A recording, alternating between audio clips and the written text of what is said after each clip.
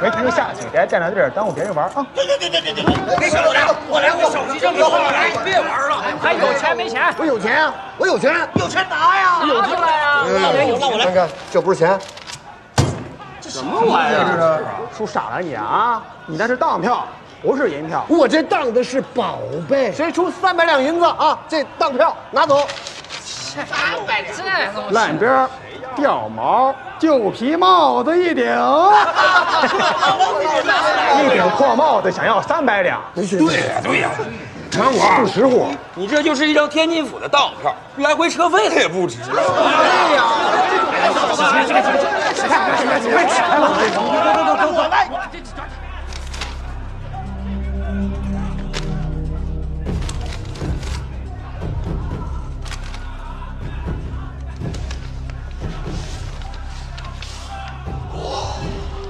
这破帽子还真有人要啊！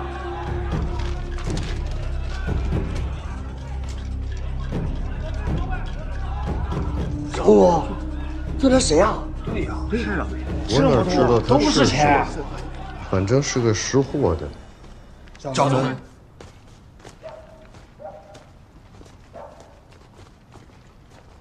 师娘，东西找到了吗？拿到了。那明日我们一早就去天津府的当铺，拿钱赎了东西就走。我去取吧。是师娘。这是当票，这9文是赎东西的。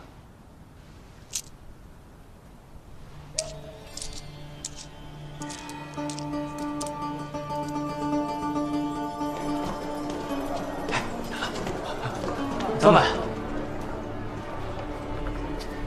大师兄回来了吗？在屋头等你。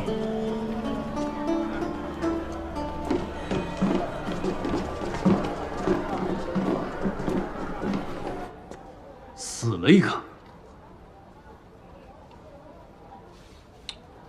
是。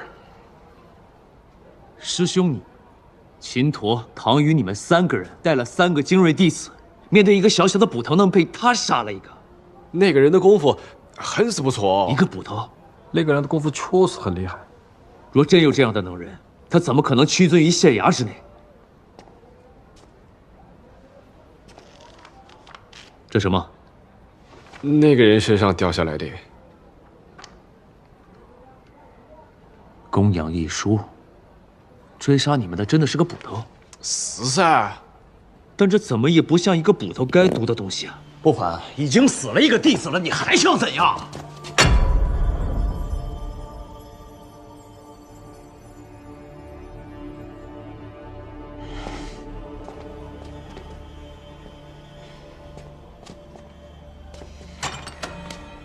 从日本回来那几个人怎么样了？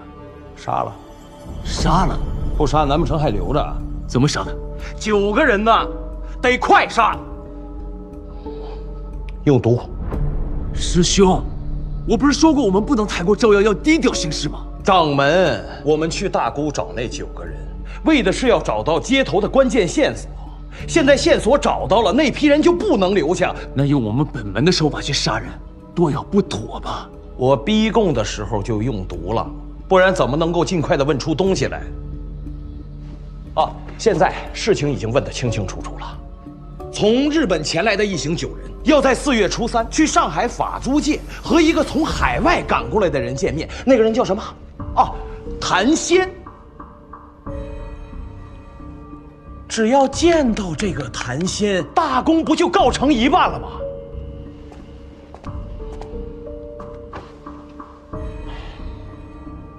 我的事情是做完了，不知道掌门那边东西拿到了没有？有劳大师兄费心，明日一早便可获得。嗯。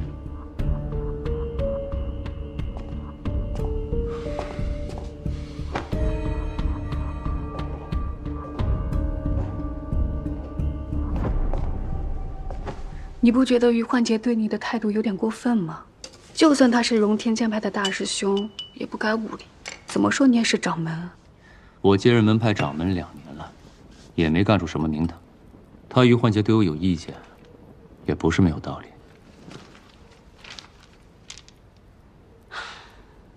荣天剑派有谁叫我们剑派啊？都是叫荣天岭。为什么？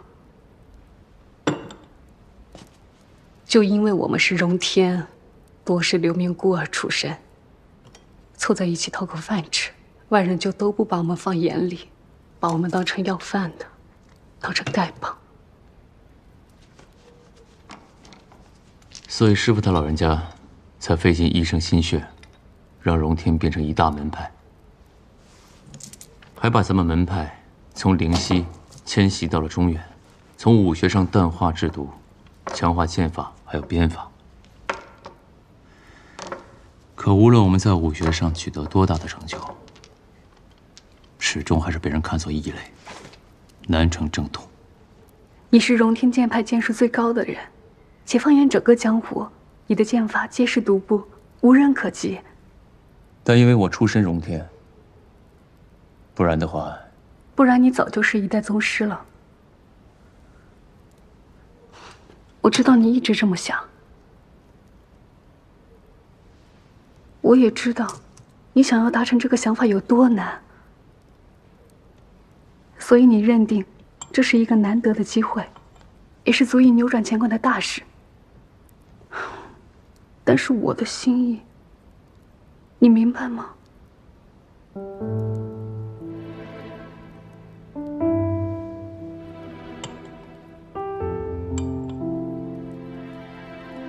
我明白，师娘。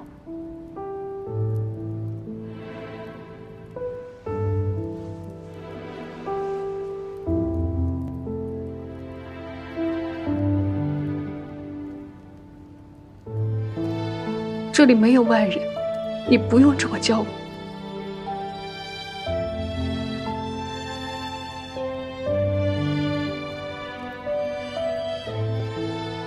账已经算好了，时候不早了，你早点休息。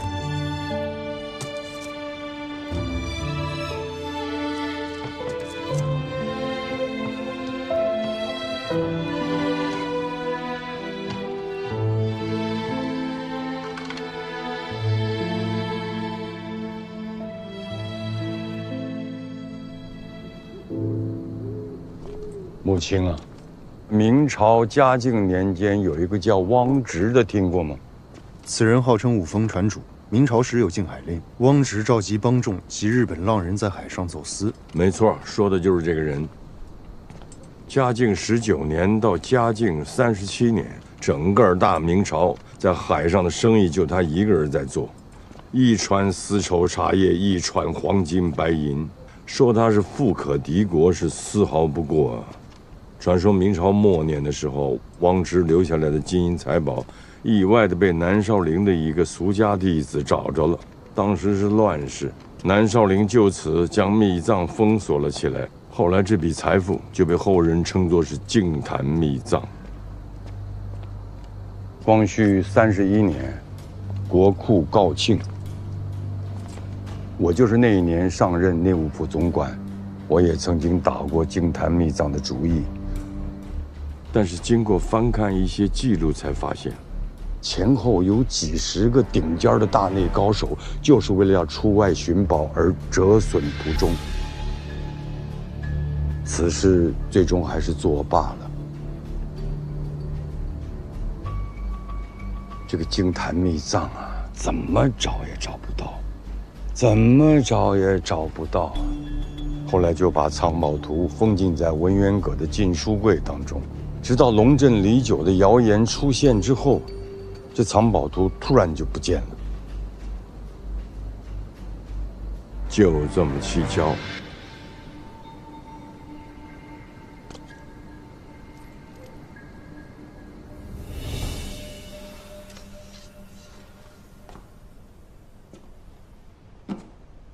拿着一张找了上百年都没能找到的藏宝图，丢了又能如何？眼下大清国体动荡，你就算是想要谋反，也需要大批的财力啊，否则就算是变了天了，也无济于事啊。现在的大清啊，养了一条很凶的狗，这狗没人敢惹它，也没人对付得了它，就是北洋。谁想谋反，他都会去拉拢这个北洋，拉拢北洋这条狗啊。最有效的办法就是给他钱，给粮，给饷。大人的意思是，偷藏宝图的人就是谋反的人，因为谋反者要钱，所以追查藏宝图就是追查谋反的幕后主使。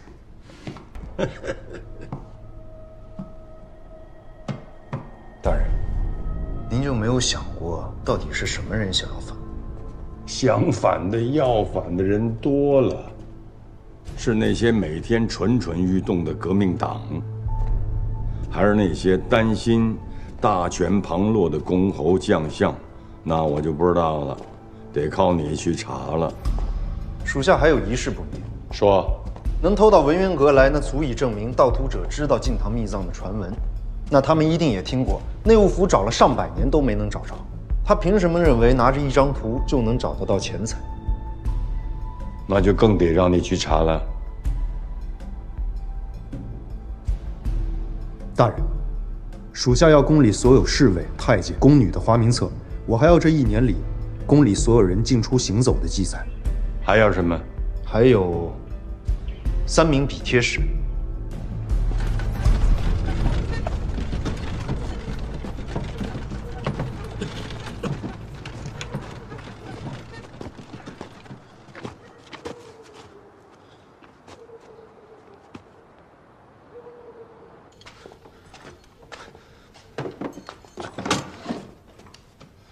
掌柜的，最近有没有穿着灵犀服饰的人来过？大姑先要不管。查案。哦，棺材啊，小店这些天不曾有嘛灵犀穿戴的人来过呀。果真没有？没有。真没有。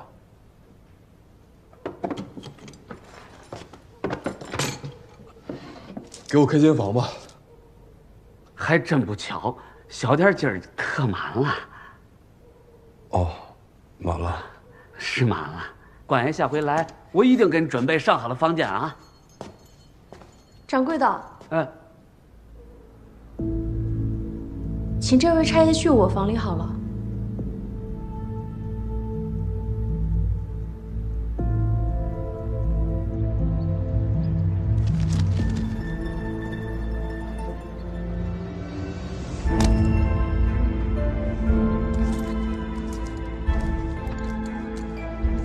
得罪您了。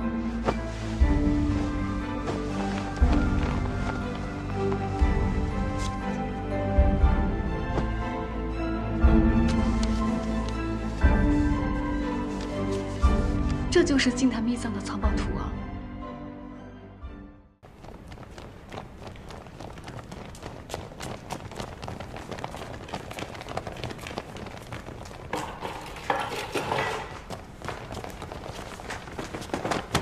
参见大人。光绪24年起，每年发生的国之大事、朝中大事，还有京城发生的大事，都报给我听。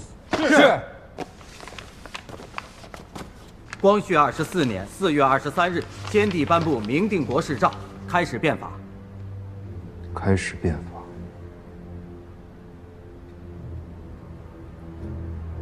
不过是白日一梦。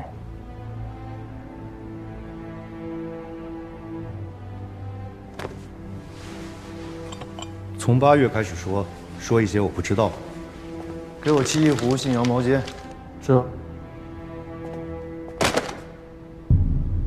光绪25年，朝廷跟法兰西国签了广州湾租界条约，将遂西吴川两县以及马血海湾租给了法兰西国，叫广州湾。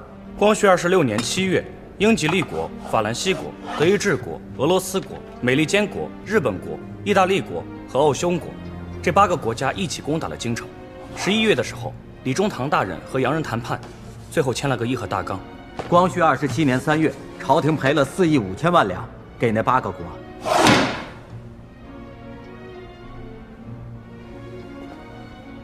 凭什么？洋人有枪有炮啊，大人。接着说吧。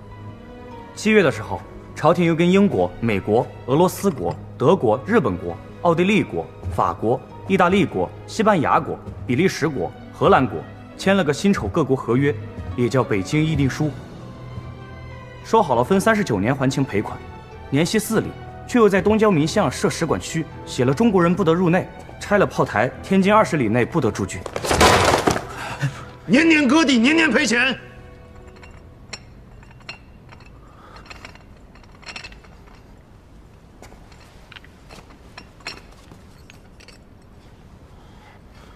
接着说。光绪30年，日本国占了旅顺。光绪30年7月，和英吉利国签了个拉萨条约。光绪30年腊月，一帮东京留学生向朝廷请愿，要求立宪。光绪31年4月，北洋6镇新军全部练成，共计7万人。光绪32年2月，法兰西国传教士王安之杀了南昌知县江绕，群众怒毁教堂，杀王安之，朝廷处死乱民公动，赔银35万。33年10月，乱党袭取镇南关，孙文向大清士兵发炮。光绪33年腊月17，山西商务局议定以275万两作为山西各属矿权全部收回。34年正月，清廷授醇亲王载沣为军机大臣。同盟会乱党黄兴在青州马朵山举行反叛，激战40余日，反叛以失败告终。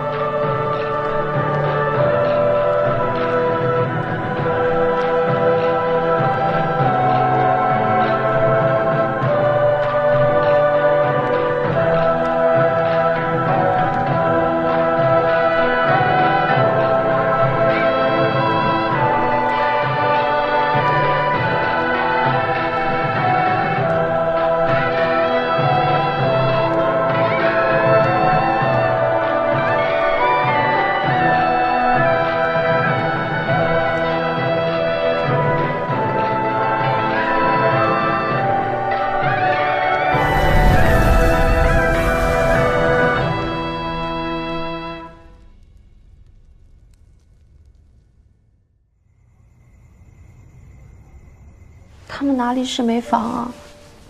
就是看你一身血污，怕你吓着其他住客，不敢留你罢了。有劳林姑娘了。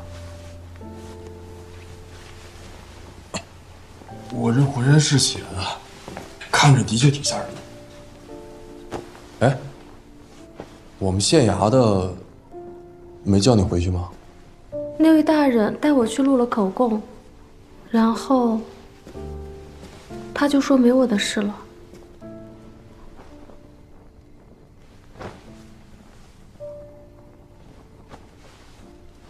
大人怎么会在此处？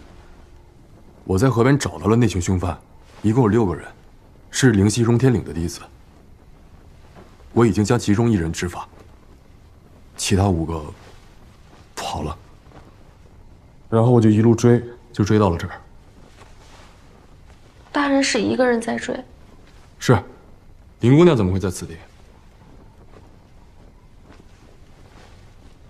我也不知道，我该去往何处。可是荣天岭的为什么要害你的家人？他们说过什么？问过什么？你当时躲在柜子里，有没有听到？那几个人当时好像是在逼问我叔伯些什么，但具体是什么我不知道。我这次回国只是跟家人返乡省亲，连叔伯们具体要去哪里我都不知道。林姑娘，你放心，在下一定会将这些凶犯缉拿归案的，还你个公道。多谢大人了。你不用叫我大人，我就是五路流的捕快，叫我家洛就行，地保也行。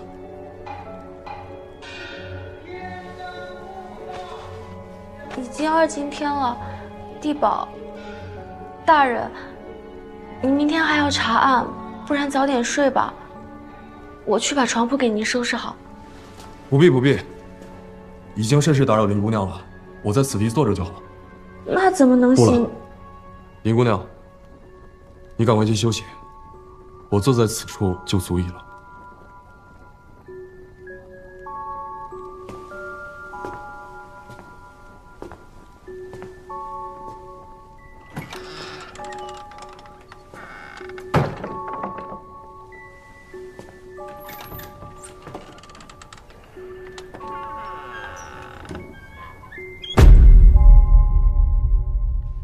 宣统元年腊月，光复会逆贼熊承基谋刺海军大臣载洵和萨镇兵，幸未得手，抓捕后正法。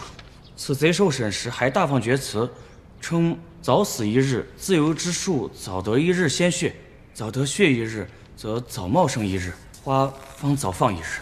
宣统2年3月，同盟会逆贼汪精卫意图谋杀载沣王爷，本当按律处死，后载沣王爷开恩，赐逆贼终身监禁，至今尚在狱中。10月，摄政王决定原定于宣统9年立宪期限，宣改于宣统5年实行开设议员。说完了，下去。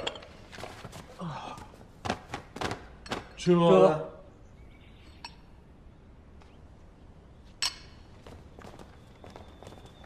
葛太兄，穆青兄早。穆青兄这是？啊，让他们跟我说说这12年来都发生了一些什么事儿。穆青兄一晚上都在听这些？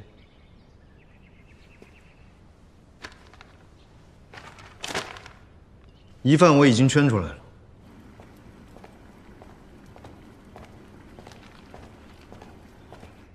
婉和，坤宁宫的婢女。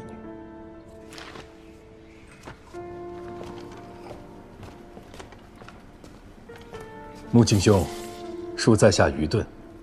这婉和不但不曾进过文渊阁，甚至近半年间都不曾在文华殿一带走动，对不对？是。所以在下不知因何有意。婉和的居所在宫城东侧，她平日里当值出入的是坤宁宫和宁寿宫。从她住的地方到这2宫该怎么走，二位应该很清楚吧？可以走剑亭，不然也可以走3座门。对，但是走剑亭要比传3座门省去20余步，还省了3个台阶。这短短的20余步和3个台阶是常人无法发觉，但对从小在宫里长大的宫女和太监来讲，则应是了如指掌。且她一日要往返3次有余，断不会舍近求远。从每日宫女出行的记录来看，半年前婉和走的还是由东华门走剑亭向北，而这半年里则换成了穿3座门。为何？因为走东华门由剑亭向北要经过文渊阁。不错，婉和改变行径是刻意为之，而他这么做只有一个理由：避嫌。抓人吧，把宫女婉和带到内衙聆讯。葛太兄，我有一事不明。这宣统元年，摄政王为何只是将袁世凯革职，而并未将其治罪？在下也属实不知啊。怎么，穆青兄和袁世凯相熟？不熟，也熟。当年若不是这卑鄙小儿背信弃义，偷偷向太后告密，维新党就不会被砍，先帝也不会被幽禁。总谓浮云能蔽日，长安不见使人愁。若是当时变法成功，如今大清早已完成了改革，国力将比今日强盛甚多，也不会有什么乱党敢兴风作浪，甚至谋反了。穆大人，存进大人急召。昨天晚上直隶厅送过来一个急呈。直隶厅？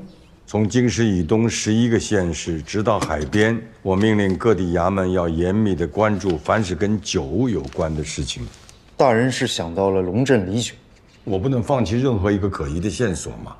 昨天大沽客栈死了9个人，这9个人他们来的时间跟天照的谣言相似，来的地方又是东边的日本。日本什么东西最多？还不是那些乱党吗？若这9人从东归来是为谋反，又怎会意外暴毙？难不成是有人暗中在为大清护航？大人，这桩命案已经发生1天了，就算与谋反有关，此时再追查下去，只怕是难以找到凶手。卑职觉得当务之急还是先顺着丢失藏宝图的线索查下去。但是这桩9命案，属下自然不会置之不理。那你要怎么处理？派人去大沽县，迅速将尸体运过来，以确定其身份和死因。听你的。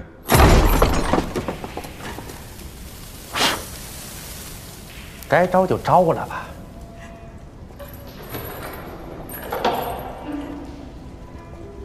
穆青兄，现在审。一个字都不用审，开始用刑。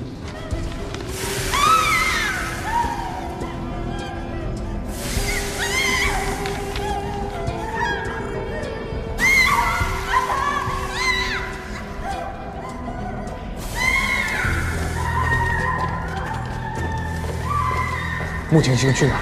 御膳房。你见过老姜没？老姜？哎，他早上来过，有点闹肚子，我看没什么事，让他走了。哎，怎么事啊？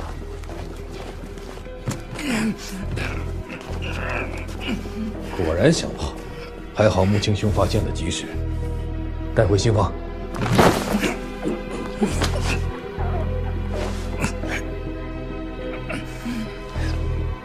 剖开，看看他吞的是什么。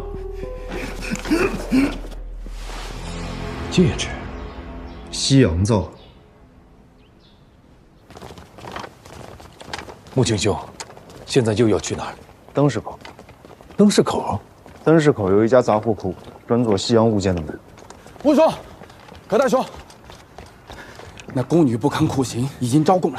她招认她是受了御上房的老姜。婉和有没有说偷盗东西的时间？3月23，交给老姜则是3月25。早上还是晚上？晚上。吴兄，是不是继续用刑？不必了，将他在刑房处死，立即。这怎么就不审了？他只不过是一个棋子，你还指望着他供出幕后主使？那为什么要杀掉啊？这么大的罪，只能继续逼供，一直逼到死。与其让他多受折磨，不如给他一个痛快。穆青兄，仁慈啊！你是不是想问我如何看出老姜就是婉和的内应？还请穆青兄解惑。从行走记录中，我看出了婉和的异常之处，推测出他就是从文渊阁偷出藏宝图的人。但是宫女不能出宫，所以必须得有内应，才能把东西送出去。没错，否则偷了也毫无意义。我看了近半年里宫门的出入记录，御上房有6位夫役经常出宫采购，其他夫役每次出去只需要2个时辰上下，而老姜则需要2个半时辰，多了半个时辰。一开始我也在想，是不是老姜手脚比别人慢，用的时间比别人长？但是从记录上来看，他每次不是比别人晚回来，而是早出宫了半个时辰。一个在御上房干了大半辈子的夫役会如此勤快，如此卖命吗？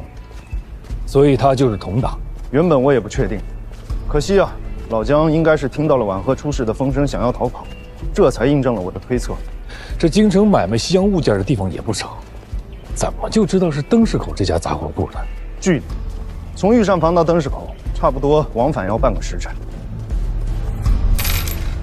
3月26一早，老姜交给你的是什么东西？前天一早，姜爷拿着一顶旧破皮帽子，说是要给他一位亲戚。然后呢？当天就有人来，按照姜爷说的，拿着9枚铜钱，和你这一模一样。那个人长什么模样？哎呀，那个人，他手上有个纹身。什么纹身？这我就叫不上来名字了。笔、纸。好。